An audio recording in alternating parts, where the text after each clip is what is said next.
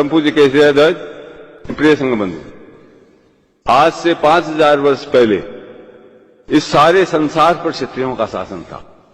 केवल 5000 वर्ष में हमारा इतना पतन हुआ कि आज संसार में सुई की नोक रखने जितनी जगह पर हमारा शासन नहीं। शासन आते हैं और चले जाते हैं, ये कोई बड़े पतन का सूचक नहीं है। लेकिन आज से 5000 वर्ष पहले तक इस संसार के सर्वश्रेष्ठ ज्ञानी, इस संसार के सर्वश्रेष्ठ तपस्वी, इस संसार के सर्वश्रेष्ठ योद्धा, वीर, सूरवीर हमारे समाज में थे। आज न हमारे पास शौर्य है, न पराक्रम है, न ज्ञान है, न तपस्या है। आज 15 मिनट खड़े रहने में 5-7 सूरवीर धराशायी हो जाते हैं। ये हमारी शारीरिक स्थिति है। मानसिक स्थिति ये है कि हमारे को कोई कितना ही कहता रहे, हमारे दिमाग के अंदर अच्छी बात घुसती नहीं। हमको इन पतन और पराभव के कारणों को ढूंढना पड़ेगा। हम चाहें कि हम जैसे जैसा जीवन जीते रहें और क्षत्रिय बने रहेंगे, ये संभव नहीं। भगवान देव पतन कैसे हुआ? जब किसी भी समाज का पतन होता है तो सबसे पहले वो समाज अपने धर्म को भूलता है। स्वधर्म क्या है इसको पहचानने की कोशिश नहीं करता और पाखंडी धर्मों के चक्कर में फंस करके अपने स्वधर्म को तिलांजलि दे देता।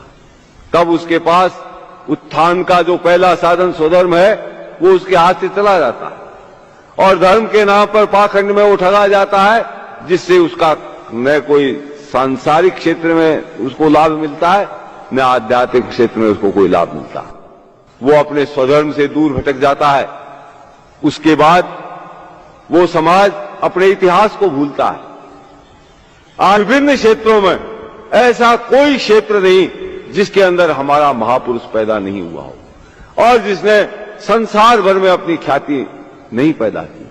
वो रजनीश कहता था 10,000 रोज 10,000 मनुष्यों को, सैनिकों को रोज युद्ध में मारने वाला भीष्म पितामह भी क्षत्रिय समाज में पैदा हुआ और चींटी को भी मत मारो, ये अहिंसा का उपदेश करने वाला भी क्षत्रिय समाज में हुआ। चारों तरफ की ज्ञान की हमने पराकाष्ठाएं तोड़ दी, वीरता की हमने पराकाष्ठाएं तोड़ दी, तपस्या की हमने पराकाष्ठाएं तोड़ दी।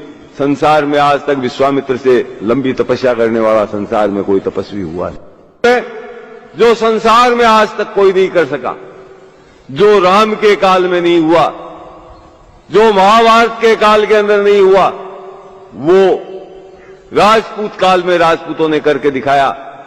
माथा कटने के बाद लड़के दिखाया और माथा कटने के बाद 1-2 हाथ तलवार के चला दिए नहीं, कोसों तक बिना माथे के लड़ते हुए चले गए। लोगों का सिर यहां पड़ा है, धड़ मिला है 5 कोस दूर, धड़ मिला है 10 कोस दूर। आज दोनों जगह उनकी समाधियां बनी हुई हैं, दोनों जगह पूजे जाते हैं। जहां सर गिरा वहां भी समाधि बनी हुई है, वहां भी पूजा होती है। जहां धड़ गिरा वहां भी समाधि बनी हुई है, वहां भी पूजा होती है। ऐसा कोई क्षेत्र नहीं था जिसके अंदर हम सर्वश्रेष्ठ नहीं थे और आज ऐसा कोई क्षेत्र नहीं है जिसके अंदर हम सबसे गए गुजरे नहीं।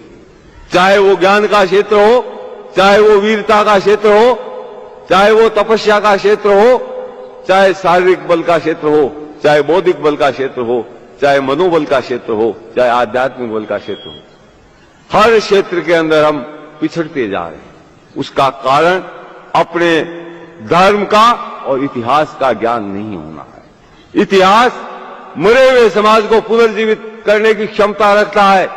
इतिहास निर्जीव शरीर में जीवन पैदा करता है। एक विदेशी पर्यटक भी रणथंभौर को देखने जाता है, एक विदर्भी भी रणथंभौर को देखने जाता है, एक दूसरे समाजों का रणथंभौर को देखने जाता है।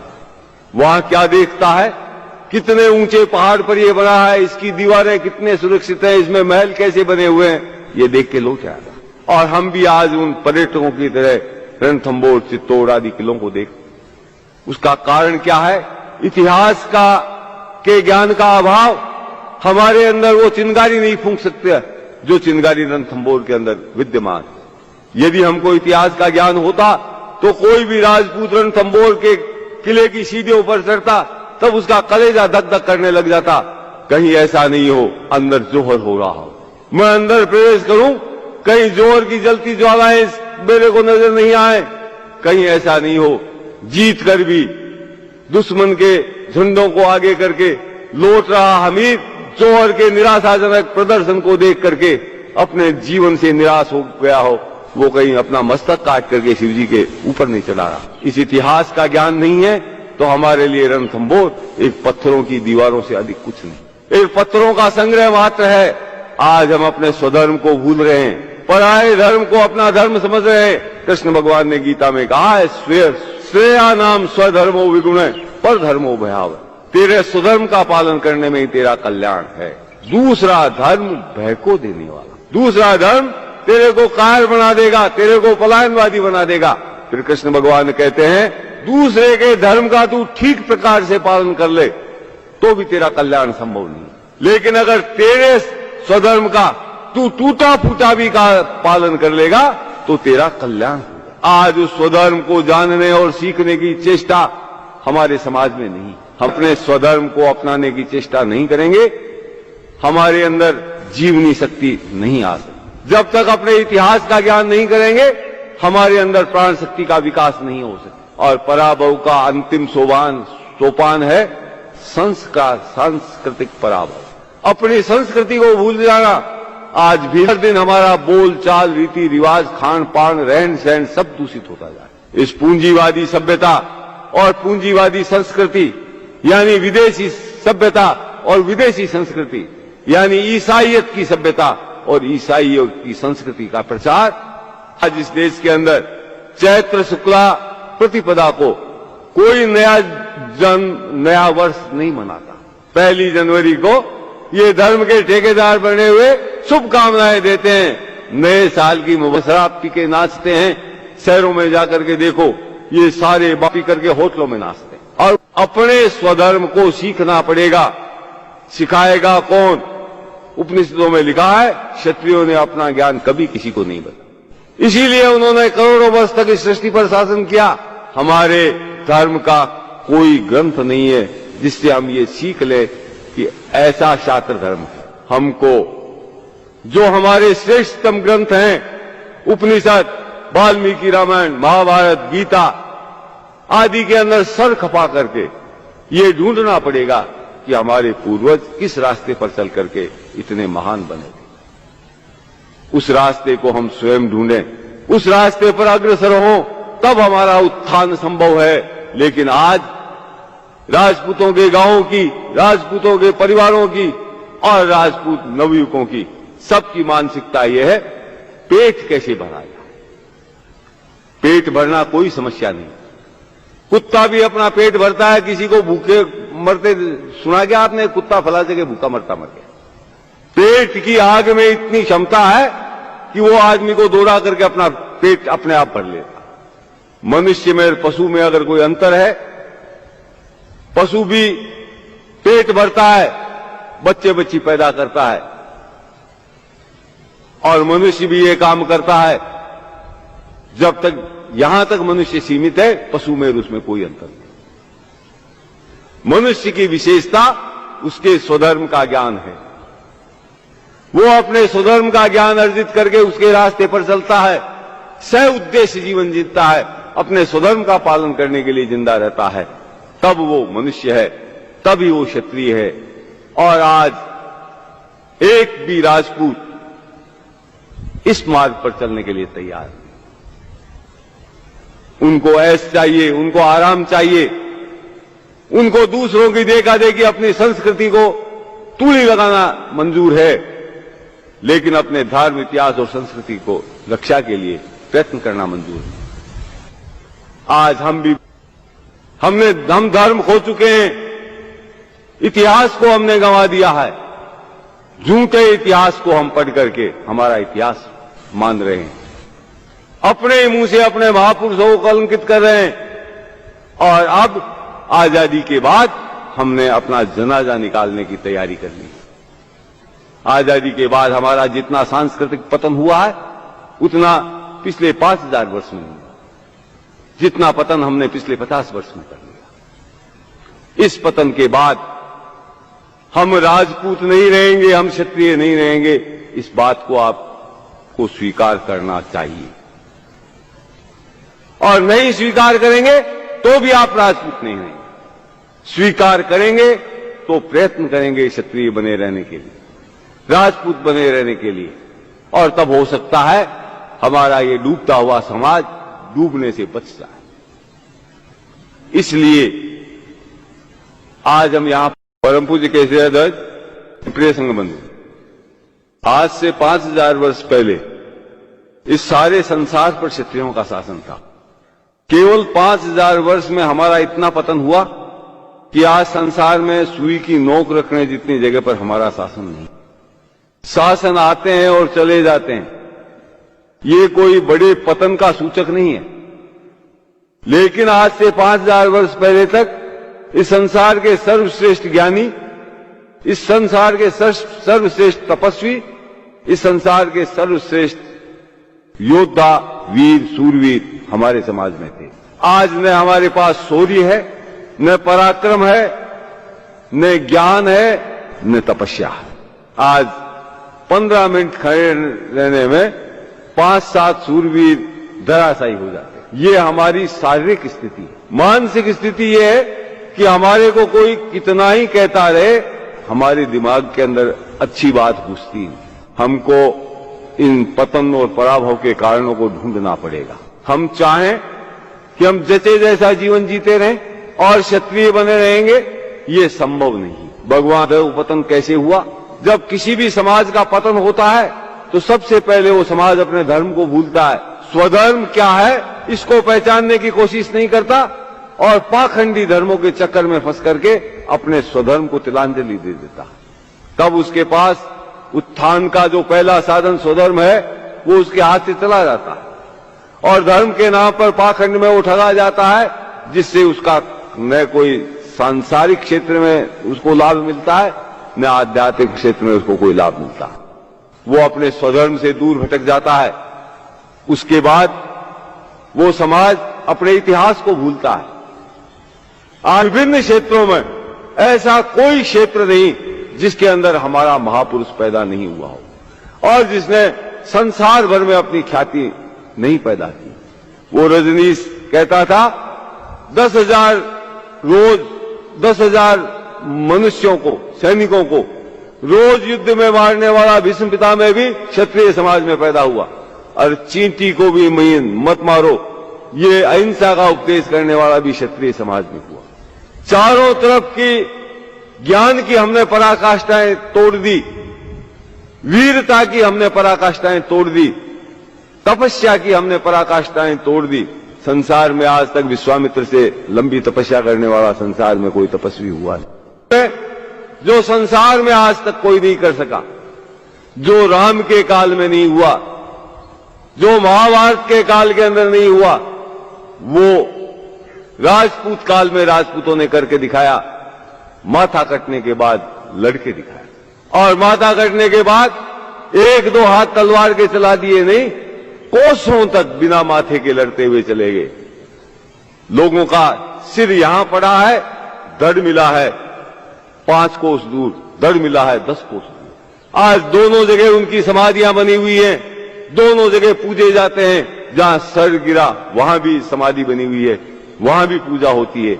जहां धड़ गिरा वहां भी समाधि बनी हुई है, वहां भी पूजा होती है। ऐसा कोई क्षेत्र नहीं था जिसके अंदर हम सर्वश्रेष्ठ नहीं थे और आज ऐसा कोई क्षेत्र नहीं है जिसके अंदर हम सबसे गए गुजरे नहीं। चाहे वो ज्ञान का क्षेत्र हो, चाहे वो वीरता का क्षेत्र हो, चाहे वो तपस्या का क्षेत्र हो, चाहे शारीरिक बल का क्षेत्र हो, चाहे बौद्धिक बल का क्षेत्र हो, चाहे मनोबल का क्षेत्र हो, चाहे आध्यात्मिक बल का क्षेत्र हो, हर क्षेत्र के अंदर हम पिछड़ते जा रहे हैं। उसका कारण अपने धर्म का और इतिहास का ज्ञान नहीं होना है। इतिहास मरे हुए समाज को पुनर्जीवित करने की क्षमता रखता है। इतिहास निर्जीव शरीर में जीवन पैदा करता है। एक विदेशी पर्यटक भी रणथंभौर को देखने जाता है, एक विदर्भी भी रणथंभौर को देखने जाता है। एक दूसरे समाजों का रणथंभौर को देखने जाता है, वहां क्या देखता है? कितने ऊंचे पहाड़ पर यह बना है, इसकी दीवारें कितने सुरक्षित हैं, इसमें महल कैसे बने हुए हैं, ये देख के लौट आएगा। और हम भी आज उन पर्यटकों की तरह रणथंभौर, चित्तौड़ आदि किलों को देख, उसका कारण क्या है? इतिहास के ज्ञान का अभाव। हमारे अंदर वो चिंगारी नहीं फूंक सकते जो चिंगारी रणथंभौर के अंदर विद्यमान। यदि हमको इतिहास का ज्ञान होता तो कोई भी राजपूत रणथंभौर के किले की सीढ़ियों पर चढ़ता, तब उसका कलेजा धक धक करने लग जाता। कहीं ऐसा नहीं हो अंदर जोहर हो रहा हो, मैं अंदर प्रवेश करूं, कहीं जोहर की जलती ज्वालाएं मेरे को नजर नहीं आए, कहीं ऐसा नहीं हो जीत कर भी दुश्मन के झंडों को आगे करके लौट रहा हमीर जोहर के निराशाजनक प्रदर्शन को देख करके अपने जीवन से निराश हो गया हो, वो कहीं अपना मस्तक काट करके शिव जी के ऊपर नहीं चढ़ा रहा। इस इतिहास का ज्ञान नहीं है तो हमारे लिए रणथंभौर एक पत्थरों की दीवारों से अधिक कुछ नहीं, एक पत्थरों का संग्रह मात्र है। आज हम अपने स्वधर्म को भूल रहे हैं, पराये धर्म को अपना धर्म समझ रहे हैं। कृष्ण भगवान ने गीता में कहा है, श्रेया नाम स्वधर्मो विगुण पर धर्मो भयाव। तेरे स्वधर्म का पालन करने में ही तेरा कल्याण है। दूसरा धर्म भय को देने वाला, दूसरा धर्म तेरे को कायर बना देगा, तेरे को पलायनवादी बना देगा। फिर कृष्ण भगवान कहते हैं, दूसरे के धर्म का तू ठीक प्रकार से पालन कर ले तो भी तेरा कल्याण संभव नहीं, लेकिन अगर तेरे स्वधर्म का तू टूटा फूटा भी का पालन कर लेगा तो तेरा कल्याण होगा। आज उस स्वधर्म को जानने और सीखने की चेष्टा हमारे समाज में नहीं। हम अपने स्वधर्म को अपनाने की चेष्टा नहीं करेंगे, हमारे अंदर जीवनी शक्ति नहीं आ सकती। जब तक अपने इतिहास का ज्ञान नहीं करेंगे, हमारे अंदर प्राण शक्ति का विकास नहीं हो सकता। और पराभव का अंतिम सोपान है संस्कार, सांस्कृतिक पराभव, अपनी संस्कृति को भूल जाना। आज भी हर दिन हमारा बोल चाल, रीति रिवाज, खान पान, रहन सहन सब दूषित होता जा रहा है। इस पूंजीवादी सभ्यता और पूंजीवादी संस्कृति यानी विदेशी सभ्यता और विदेशी संस्कृति यानी ईसाइयत की सभ्यता और ईसाइयों की संस्कृति का प्रचार आज इस देश के अंदर चैत्र शुक्ला प्रतिपदा को कोई नया वर्ष नहीं मनाता। 1 जनवरी को ये धर्म के ठेकेदार बने हुए शुभकामनाएं देते हैं, नए साल की शराब पी के नाचते हैं। शहरों में जाकर के देखो, ये सारे पी करके होटलों में नाचते हैं। और अपने स्वधर्म को सीखना पड़ेगा। सिखाएगा कौन? उपनिषदों में लिखा है, क्षत्रियों ने अपना ज्ञान कभी किसी को नहीं बताया, इसीलिए उन्होंने करोड़ों वर्ष तक इस सृष्टि पर शासन किया। हमारे धर्म का कोई ग्रंथ नहीं है जिससे हम ये सीख ले कि ऐसा शास्त्र धर्म है। हमको जो हमारे श्रेष्ठतम ग्रंथ हैं, उपनिषद, वाल्मीकि रामायण, महाभारत, गीता आदि के अंदर सर खपा करके ये ढूंढना पड़ेगा कि हमारे पूर्वज किस रास्ते पर चल करके इतने महान बने थे। उस रास्ते को हम स्वयं ढूंढें, उस रास्ते पर अग्रसर हों, तब हमारा उत्थान संभव है। लेकिन आज राजपूतों के गांवों की, राजपूतों के परिवारों की और राजपूत नवयुवकों की सबकी मानसिकता यह है, पेट कैसे भरा जाए। पेट भरना कोई समस्या नहीं, कुत्ता भी अपना पेट भरता है। किसी को भूखे मरते सुना क्या आपने? कुत्ता फला जगह भूखा मरता मर गया। पेट की आग में इतनी क्षमता है कि वो आदमी को दौड़ा करके अपना पेट अपने आप भर लेता। मनुष्य में, पशु में अगर कोई अंतर है, पशु भी पेट भरता है, बच्चे बच्ची पैदा करता है, और मनुष्य भी ये काम करता है। जब तक यहां तक मनुष्य सीमित है, पशु में और उसमें कोई अंतर नहीं। मनुष्य की विशेषता उसके स्वधर्म का ज्ञान है। वो अपने स्वधर्म का ज्ञान अर्जित करके उसके रास्ते पर चलता है, सह उद्देश्य जीवन जीता है, अपने स्वधर्म का पालन करने के लिए जिंदा रहता है, तब वो मनुष्य है, तभी वो क्षत्रिय है। और आज एक भी राजपूत इस मार्ग पर चलने के लिए तैयार है। उनको ऐश चाहिए, उनको आराम चाहिए, उनको दूसरों की देखा देखी अपनी संस्कृति को तूली लगाना मंजूर है, लेकिन अपने धर्म, इतिहास और संस्कृति को रक्षा के लिए प्रयत्न करना मंजूर है। आज हम भी हम धर्म खो चुके हैं, इतिहास को हमने गंवा दिया है। झूठे इतिहास को हम पढ़ करके हमारा इतिहास मान रहे हैं, अपने मुंह से अपने महापुरुषों को कलंकित कर रहे हैं। और अब आजादी के बाद हमने अपना जनाजा निकालने की तैयारी कर ली। आजादी के बाद हमारा जितना सांस्कृतिक पतन हुआ है उतना पिछले 5000 वर्ष में नहीं, जितना पतन हमने पिछले 50 वर्ष में कर लिया। इस पतन के बाद हम राजपूत नहीं रहेंगे, हम क्षत्रिय नहीं रहेंगे, इस बात को आपको स्वीकार करना चाहिए। और नहीं स्वीकार करेंगे तो भी आप राजपूत नहीं रहेंगे। स्वीकार करेंगे तो प्रयत्न करेंगे क्षत्रिय बने रहने के लिए, राजपूत बने रहने के लिए, और तब हो सकता है हमारा ये डूबता हुआ समाज डूबने से बच जाए। इसलिए आज हम यहां